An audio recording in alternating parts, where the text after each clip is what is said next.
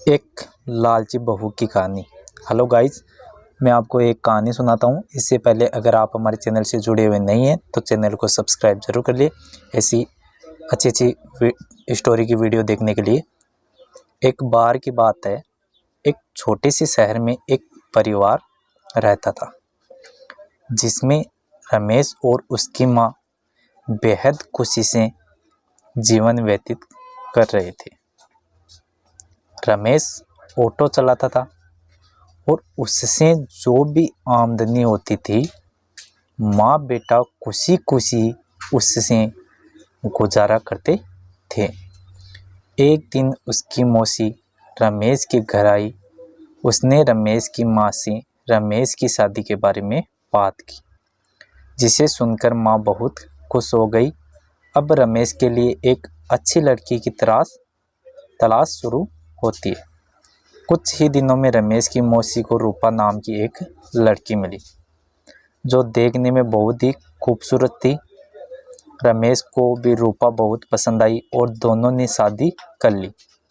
शादी के बाद कुछ दिन बेहद खुशी से बीते, लेकिन रमेश और उसकी माँ को रूपा के बारे में यह नहीं पता था कि रूपा कितनी लालची लड़की है। रूपा ने शादी के कुछ दिनों बाद ही अपने रंग दिखाना शुरू कर दिया था। वह महीने में कई बार किटी पार्टी जैसे समारोह में जाने लगी, जिसके लिए रूपा हर पार्टी में नए कपड़े और कीमती जेवर पहनती थी। जब रूपा के नए गहने और कपड़े खत्म हो जाते थे तब रूपा अपने पति की कमाई से नए कपड़े और गहने खरीद लेती थी, जिससे रमेश के घर में झगड़ा शुरू हो गया था। कई बार ऐसा होता था कि महीने का राशन लाने के लिए जो भी पैसे होते थे उन पैसों से रूपा अपने लिए कपड़े और गहने खरीद लेती थी। एक दिन रमेश ने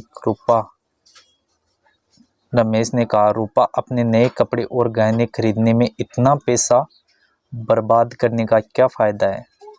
आपको सोचना चाहिए कि आपके पति की इतनी कमाई नहीं है कि आप एक महीने में 10 बार किटी पार्टी में जाने के लिए नए नए आभूषण खरीद कर खर्च कर सकें।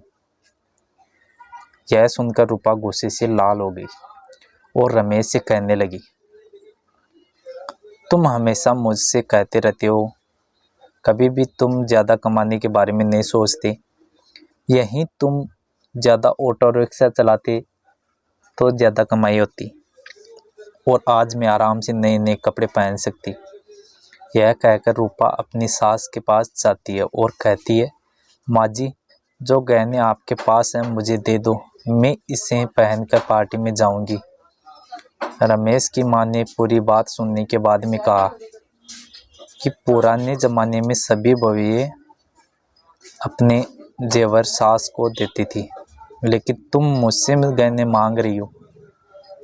रूपा ने कहा, तुम गहनों का क्या करोगी, मुझे दे दो। अंत में रमेश की माँ ने भी अपने सारे गहने रूपा को दे दिए और रूपा उन गहनों को पहनकर किटी पार्टी में चली गई। इधर रूपा के जाने के कुछ देर बाद ही घर में रमेश की मौसी आ गई। उसने रमेश की माँ से रूपा के बारे में पूछा तो माँ ने रूपा के बारे में सारी बातें बताई। यह सुनकर मौसी ने रूपा को सबक सिखाने की सोची। रूपा की सास भी इस खेल में शामिल हो गई। रमेश की चाची घर का सारा राशन और सामान अपने घर ले गई और थोड़ी देर में अपने सारे गहने और नए कपड़े ले आई। गहने और कपड़े लाकर उन चीज़ों को घर की अलमारी में और कुछ रसोई में रख दिया और अपने घर जाने लगी। जाते समय रूपा की सास से कहा कि जब रूपा घर आएगी तो यह जेवर देखकर वह तुमसे कुछ पूछेगी, तुम उसका अच्छे से उत्तर देना। उसके कुछ समय बाद रूपा किटी पार्टी से घर आई और अपनी अलमारी में सभी नए गहने देखकर बहुत खुश हुई। लेकिन शाम को जब रूपा रसोई में खाना बनाने गई तो उन्हें फिर से राशन के डिब्बे में नए गहने मिले, जिसे पाके रूपा की खुशी का कोई ठिकाना नहीं था। लेकिन जब रूपा ने किचन में राशन की तलाश की तो उसे कुछ नहीं मिला, जिससे वह परेशान हो गई और अपनी सास के पास गई और पूछा, माँ जी, किचन का राशन कहाँ गया? तब सास ने कहा कि बहू, आपको गहने और कपड़े सबसे ज़्यादा पसंद है, इसलिए आज मैंने घर का सारा राशन और सामान बेचकर आपके लिए नए गहने और कपड़े खरीदे लाई हूँ। अब आप इसे पहन सकती हो और पार्टी में जा सकती हो। यह सुनकर रूपा ने कहा कि ठीक है, मगर खाने के बिना मैं गहनों और कपड़ों का क्या करूँगी? तो सास ने फिर जवाब दिया कि अब खाना खाने की क्या ज़रूरत, तुम्हें अपनी सबसे प्यारी चीज़ मिल गई है, तुम्हें इसमें खुशी होनी चाहिए।